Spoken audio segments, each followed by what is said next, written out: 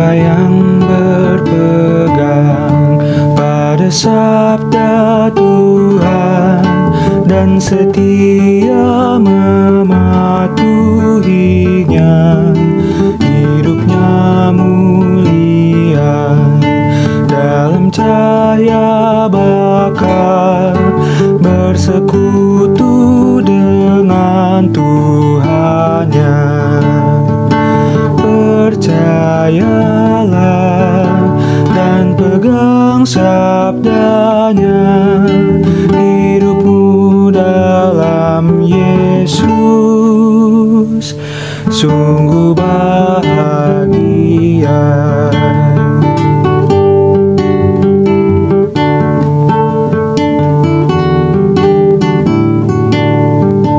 Kasih-Nya yang kekal takkan kita kenal sebelum padanya berserah. Hidup bahagia disediakannya bagi yang berpegang padanya. Percayalah dan pegang sabdanya, hidupmu dalam Yesus sungguh bahagia.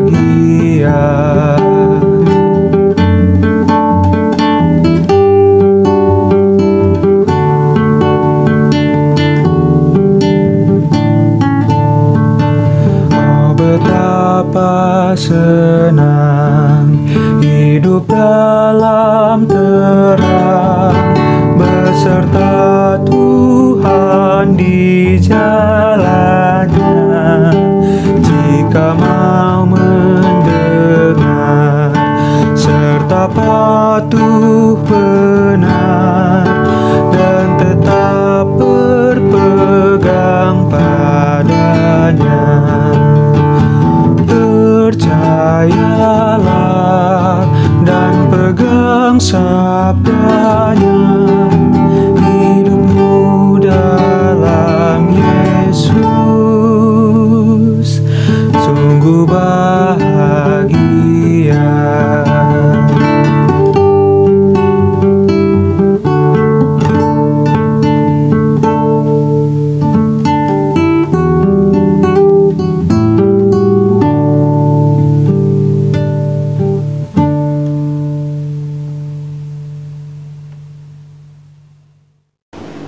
Selamat malam Bapak Ibu yang dikasihi oleh Tuhan. Selamat berjumpa di dalam renungan Jumat malam. Hari ini tema kita adalah cerdas memilih. Dan nats Alkitabnya terambil dari kitab Ibrani pasal 1 ayat 5 hingga 14. Saya akan membacakannya bagi kita semua. Karena kepada siapakah di antara malaikat-malaikat itu pernah ia katakan, "Anakku engkau telah kuperanakan pada hari ini, dan aku akan menjadi bapaknya, dan ia akan menjadi anakku." Dan ketika ia membawa pula anaknya yang sulung ke dunia, ia berkata, "Semua malaikat Allah harus menyembah dia." Dan tentang malaikat-malaikat ia berkata, "Yang membuat malaikat-malaikatnya menjadi badai, dan pelayan-pelayannya menjadi nyala api." Tetapi tentang anak ia berkata, "Tahtamu ya Allah tetap untuk seterusnya dan selamanya, dan tongkat kerajaanmu adalah tongkat kebenaran. Engkau mencintai keadilan dan membenci kefasikan. Sebab itu Allahmu telah mengurapi engkau dengan minyak sebagai tanda kesukaan, melebihi teman-teman sekutumu. Dan pada mulanya, ya Tuhan, engkau telah meletakkan dasar bumi, dan langit adalah buatan tanganmu. Semuanya itu akan binasa, tetapi engkau tetap ada, dan semuanya itu akan menjadi usang seperti pakaian. Seperti jubah akan engkau gulungkan mereka, dan seperti persalinan mereka akan diubah. Tetapi engkau tetap sama, dan tahun-tahunmu tidak berkesudahan." Dan kepada siapakah di antara malaikat itu pernah ia berkata, "Duduklah di sebelah kananku, sampai kubuat musuh-musuhmu menjadi tumpuan kakimu." Bukankah mereka semua adalah roh-roh yang melayani, yang diutus untuk melayani mereka yang harus memperoleh keselamatan? Bapak Ibu yang dikasihi oleh Tuhan, saya percaya Bapak Ibu setuju dengan saya bahwa memilih bukanlah perkara yang mudah. Seberapa sederhananya pilihan kita selalu memberikan dampak kepada kehidupan kita. Misalnya saja kita, hal yang sederhana, di dalam sebuah perjalanan kita salah memilih jalan, maka resikonya kita mungkin masuk ke dalam kemacetan atau terjebak ke dalam kemacetan, atau kita berputar-putar tanpa sampai tujuan. Itu mungkin pasti menjengkelkan hati kita, menghilangkan sukacita dan melelahkan kita. Dan ada beberapa orang yang mungkin jengkelnya atau kesalnya itu bisa sampai seharian lah. Itu paling lama ya. Ada hal yang lebih panjang dampaknya. Misalnya salah pilih jurusan waktu perkuliahan. Nah, hati-hati bagi mereka yang mau berkuliah, gumulkan dengan baik. Salah memilih perkuliahan, dampaknya adalah sepanjang tahun-tahun perkuliahan kita jalaninya mungkin dengan tidak sukacita, bersungut-sungut, menjadi sulit dalam belajar dan memahami pelajaran, dan akhirnya juga berdampak ketika kita selesai tidak ada kebanggaan, atau juga mungkin kita tidak bisa mengabdikan ilmu kita dengan baik, karena apa yang kita pilih, yang kita jalani adalah sesuatu yang tidak sesuai atau salah memilih kita. Ada juga yang menjadi sulit karena salah pilih pemimpin, maka resikonya harus ditanggung selama pemimpin tersebut menjabat atau memimpin. Dan hal yang paling tidak mengenakan mungkin bagi kita, ini harus diingat oleh kaum muda, adalah salah memilih pasangan hidup. Maka resikonya harus kita tanggung seumur hidup kita. Dan jelas hal ini kita tidak bisa sebagai orang Kristen, tidak bisa berhenti di tengah-tengah ketika kita sudah memilih pasangan hidup dan engkau berkata, wah ternyata saya salah pilih. Nah, setelah menikah baru sadar engkau salah pilih, maka itu sudah terlambat. Maka itu resikonya harus ditanggung seumur hidup. Ya, walaupun saya percaya tetap ada kasih karunia Tuhan buat setiap anak Tuhan yang bergantung pada Tuhan di dalam menjalani kehidupan di mana pada awalnya dia mungkin salah pilih, tetap ada kasih karunia Tuhan. Nah, Bapak Ibu sekalian, ini baru hal-hal yang menyangkut kehidupan di dunia ini, akibat-akibat yang harus kita tanggung di dunia ini. Bagaimana kalau salah pilih kita itu ternyata berakibat atau berdampak pada kekekalan, pada hidup kekekalan kita? Bukankah itu sungguh riskan? Bukankah itu juga hal yang menakutkan? Saudara, di sini bagian firman Tuhan yang kita pelajari ini mengajarkan kita tentang satu hal. Sebelum engkau memilih, pahami dan pelajari sesuatu yang akan kau pilih. Itu yang harusnya dilakukan. Saudara, penulis Ibrani sedang mencoba mengoreksi pandangan daripada orang-orang Yahudi yang pada waktu itu sangat fanatik, yang menolak keras Yesus yang adalah anak Allah sebagai pribadi yang lebih tinggi dan lebih mulia daripada malaikat. Bagi kebanyakan orang Yahudi, malaikat adalah makhluk tertinggi di dunia ini. Yang ada di atas malaikat hanyalah Allah. Jadi di bawah Allah itu para malaikat. Tidak ada satupun makhluk ilahi yang melebihi malaikat. Itu adalah konsep yang mereka punya. Dan memang konsep mereka itu adalah berdasarkan kebenaran firman Tuhan yang tertulis di dalam kitab para nabi atau perjanjian lama, di dalam Taurat Tuhan. Sebagian hal mereka tidak salah tentang malaikat, begitu ya. Mereka menganggap malaikat ini paling tinggi.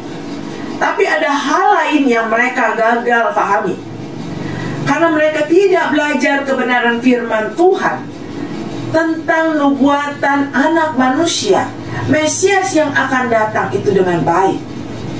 Mereka tidak mempelajari dengan baik tentang Mesias, padahal kitab suci banyak mengatakan tentang hal itu. Itulah yang coba dipaparkan oleh penulis Ibrani. Apa yang dikatakan oleh penulis Ibrani ini adalah ayat-ayat yang dia kutip dari Perjanjian Lama. Misalnya, pernyataan anakku engkau telah kuperanakan pada hari ini, dan aku menjadi bapaknya dan ia akan menjadi anakku. Itu adalah nubuatan tentang Yesus. Itu sudah ada di dalam kitab Mazmur. Mazmur 2 ayat 7. Penulis Ibrani mengatakan, hanya kepada anak manusialah Allah memberikan gelar atau sebutan anakku, dan aku akan menjadi bapaknya. Hanya kepada anak manusia, yaitu Tuhan Yesus, bukan kepada para malaikat. Semulianya apapun malaikat tidak pernah disebut sebagai anak Allah. Itu kebenaran pertama yang coba dipaparkan kepada orang Yahudi. Hal yang kedua dikatakan, semua makhluk yang ilahi, dalam arti semua malaikat, itu harus menyembah dia. Itu pun dikatakan di dalam Mazmur 97 ayat 7, bahwa semua makhluk yang lebih tinggi dari manusia di dunia ini, itu harus menyembahnya, harus menyembah anak Allah. Anak Allah yang adalah anak manusia. Bahkan dikatakan di ayat 7-11, penulis kitab Ibrani mencoba menjelaskan bahwa Allah Bapa memberikan posisi kepada anaknya atau anak manusia ini untuk duduk di sebelah kanannya, memerintah bersamanya di sorga nanti, di kekekalan nanti. Yang duduk di sebelah kanan Allah Bapa itu adalah anak manusia, yaitu Yesus Kristus, bukan malaikat. Terlebih lagi dikatakan tahtanya itu kekal. Allah memberikan tahta yang kekal. Bahkan dinyatakan juga keberadaannya itu kekal dari awal dan tidak ada akhirnya. Dia sudah ada, bahkan menciptakan dunia ini. Saudara yang dikasihi oleh Tuhan, bukan itu saja, di ayat terakhir, ayat ke-14, dikatakan oleh penulis surat Ibrani bahwa malaikat sesungguhnya hanyalah roh-roh yang melayani, yang diutus untuk melayani. Saudara, jelas kesalahan orang Yahudi adalah mereka tidak belajar kitab suci dengan baik-baik, sehingga mereka seharusnya mengenali Mesias yang adalah anak manusia yang diutus oleh Allah itu, yang harusnya mereka sembah, mereka permuliakan. Tapi mereka tidak mengenalinya karena tidak mempelajari kebenaran firman Tuhan dengan baik, sehingga dia tidak tahu siapa sesungguhnya yang lebih mulia antara malaikat dan anak Allah ini. Sehingga mereka salah memberikan fokus penyembahan mereka. Mereka lebih menyembah malaikat dibandingkan anak Allah, yaitu Yesus Kristus. Saudara, malaikat memang kelihatannya bersinar terang, tapi dia bukan terang yang sesungguhnya. Dia hanyalah pelayan Allah. Saudara yang kasih oleh Tuhan, dalam hidup kita juga jangan sampai kita melihat atau melakukan atau memiliki minat rohani yang hanya terbatas pada hal-hal yang kelihatannya cemerlang, yang kelihatannya spektakuler. Nah, misalnya kita sangat berminat terhadap penampakan-penampakan begitu ya, dibanding kita mempelajari kebenaran firman Tuhan tentang Kristus itu sendiri.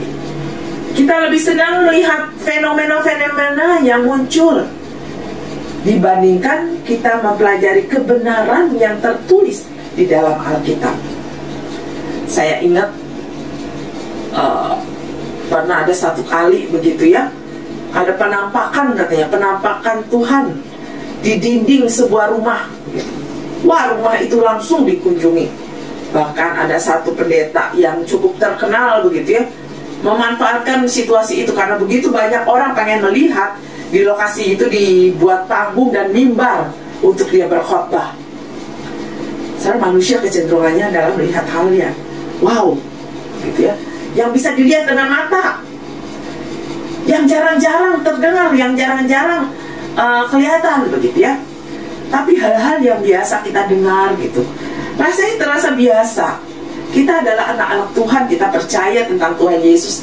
Jadi tentang Tuhan Yesus seolah-olah hal yang biasa. Kecuali kelihatan ada penampakannya, itu hal yang luar biasa. Nah, kita lebih sering berminat ke sana dibandingkan belajar kebenaran firman Tuhan. Itu adalah bahaya tersendiri.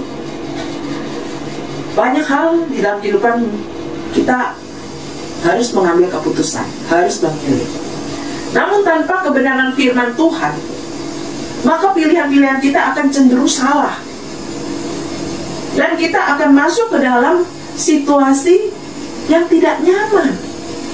Kalau pilihan kita tidak sesuai dengan kebenaran firman Tuhan, lalu terlebih lagi kalau apa yang kita harusnya prioritaskan tidak kita prioritaskan, apa yang harusnya kita sembah tidak kita sembah, maka itu akan mengakibatkan hal yang tidak baik di dalam kekekalan kita.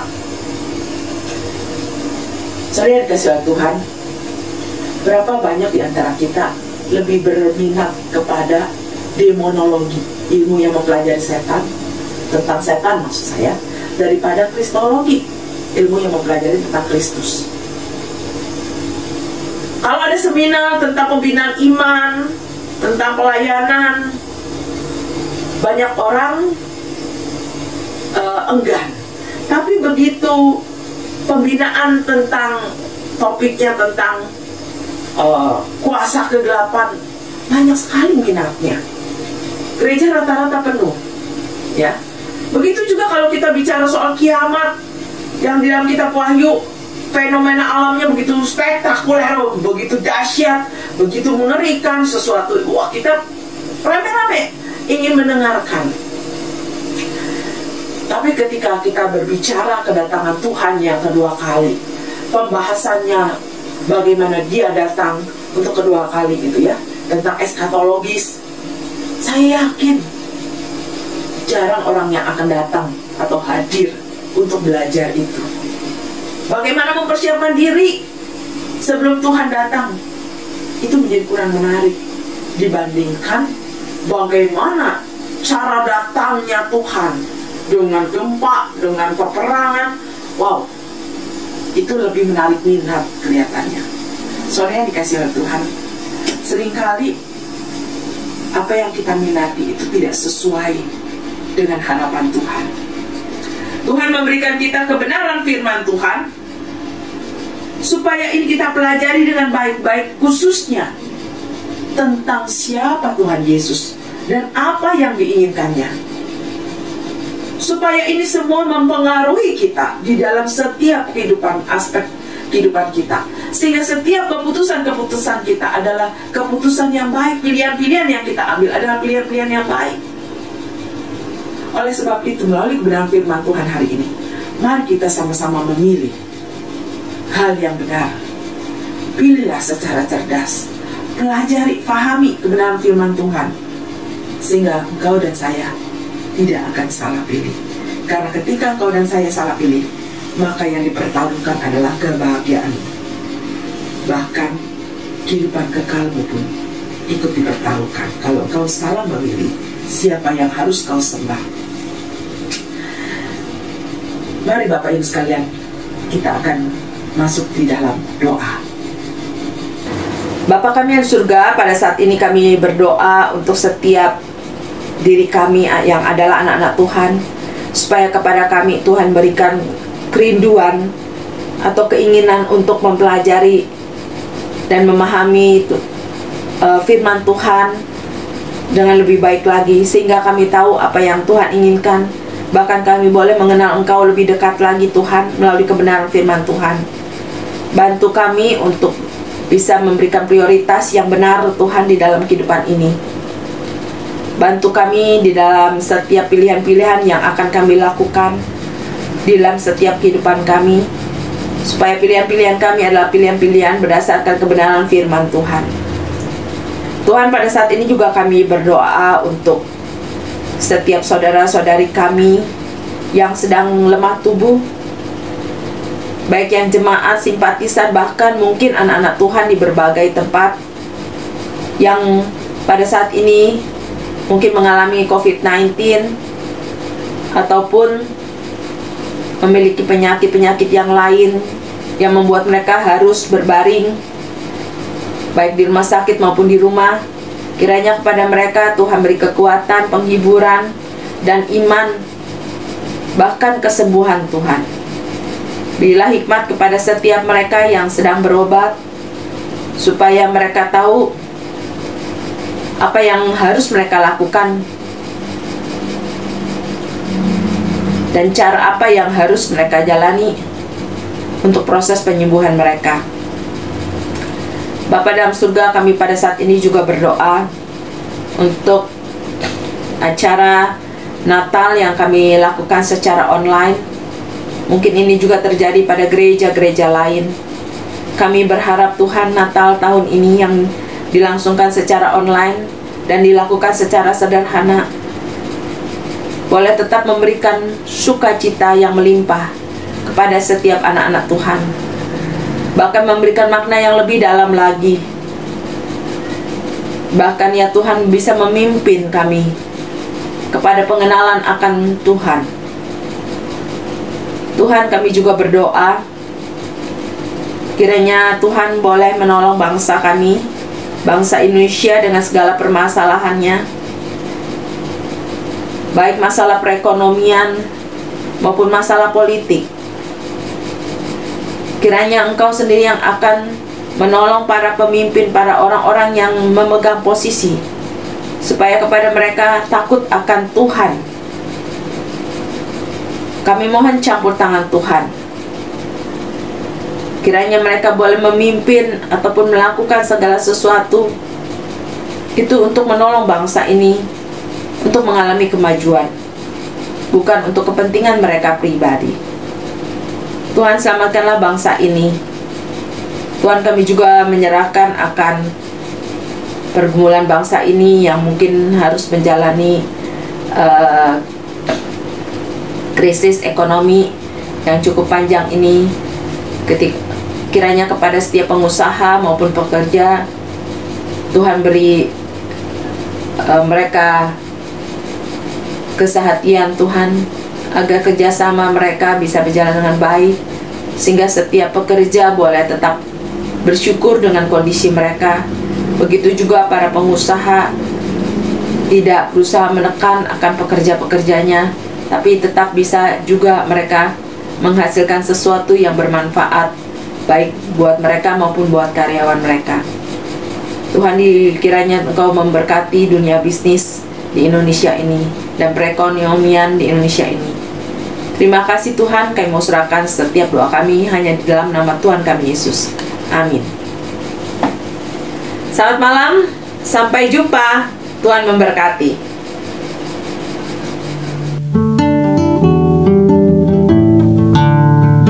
Siapa yang berpegang pada sabda Tuhan dan setia mematuhinya, hidupnya mulia dalam cahaya bakar, bersekutu dengan Tuhannya.